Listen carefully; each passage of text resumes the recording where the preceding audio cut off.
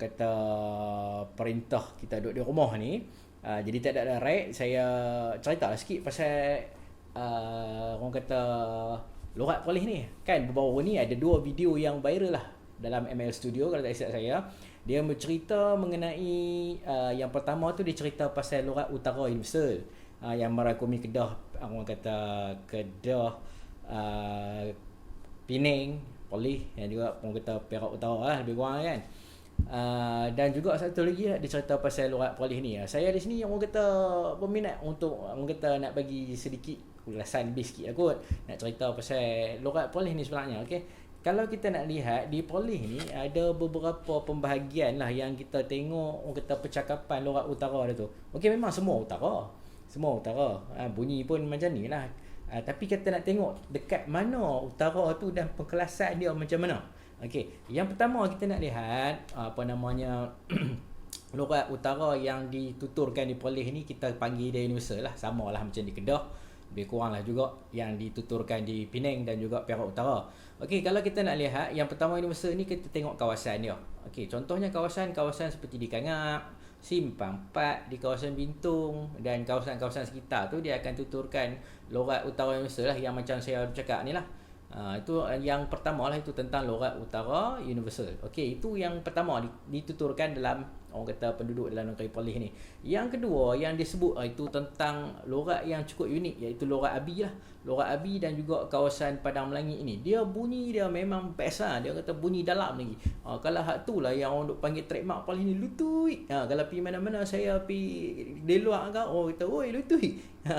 Lutui tu sebenarnya orang kata itu lorat yang dituturkan di Abi. Contoh ayat lah yang kan orang kalau kita boleh tengok lah, kalau kita nak tengok lorat Abi dan Padang Melangit ni, ada satu, saya tak ingat lah channel YouTube mana, ada dalam YouTube tu dia mempromosikan lah lorat-lorat di kawasan Abi dan Padang Melangit dia contoh yang ayat dia macam ni. Oi Ali, kama nak nyuak? Aku teringin nak makan nyuak dah, tapi tak ada siapa nak tolong naik. Dia macam ni lah. Weh Ali, hama dah naik nyok, ambil buah nyok aku teringin, lama dah nak makan, tak ada siapa nak tolong naik. Nyok kelapa lah kan, itu kelapa, tapi dia punya bunyi tu best, dalam nyok. Yang macam satu lagi contohnya, weh Ali, weh, aku tunggu lama dah, pak cawan kopi habis dah ni, weh.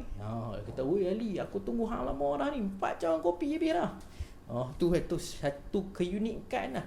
Satu keunikan yang memang orang kata lorat polis yang orang kata dalam dan juga memang orang kata kalau jadi macam trademark lah kan. Tu belah Abi dan juga Padang Melangit. Okey, kalau kita lihat lagi lah di kawasan sekitar tu pun dituturkan ada macam kawasan-kawasan Nesa, semua tu ada bunyi juga sikit-sikit lah. Tapi yang tu memang orang kata menarik lah. Okey, yang seterusnya kita nak tengok daripada lorat yang lebih soft, kalau kata lembut sikit lah kan. Dia kawasan Kuala Polis macam dia sebut tu lah. Okey, kawasan Kuala Polis tu yang mana dalam satu video yang kedua tu daripada dalam ML Studio tu dia sebutkan yang perkataan G tu akan hilang kan. Dia di Kuala Polis ni dia lebih lanjut dan juga lebih soft lah kan. Tengok macam contoh dia, ayat dia macam ni lah. Mah abang teringin nak makan nasi lauk sutun, lama dah abang teringin tak makan dah sutun-sutun ni.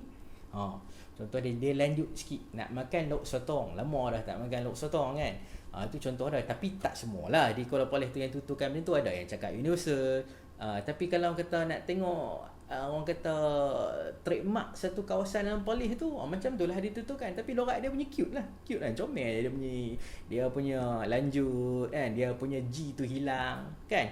Itu untuk kawasan Kuala Polis. Kalau kita lihat lagi yang kawasan yang macam dia sebut, itu kawasan Kok Mak dalam video yang kedua saya ingat. Okey, sebenarnya di kawasan Kok Mak tu ada merangkumi lah kawasan yang lebih luas, di kawasan Titik Tinggi dan juga di sekitar kawasan Padang Besar tu, yang mana kawasan tu memang orang kata kita punya lorat utara ni dia ada campur sikit dengan Siam. Contohnya macam di belah Kedah lah kan, di belah Kedah, belah Kubang Panjang, belah Pokok Sena sana tu dia ada bunyi-bunyi Siam sikit lah. Macam contoh dia cakap, aku tak tahu nak pergi mana ini, hang ada plan ke nak pergi mana petang ni? Aku duk kata dah, jangan duk makan, kan sakit perut. Dia ada sikit orang kata bunyi pelet Siam. Tu orang kata keunikan di Perlis ni bukan sekadar utara yang orang dengar gitu je lah. Macam Kedah lah, Kedah dia ada belah baling dia punya tak today tu macam mana kan. Tapi Perlis ni saya nak cerita pasal Perlis dia lagu tu lah. Dia banyak orang kata kepelbagaian dia, bukan satu saja. Yang unik tu.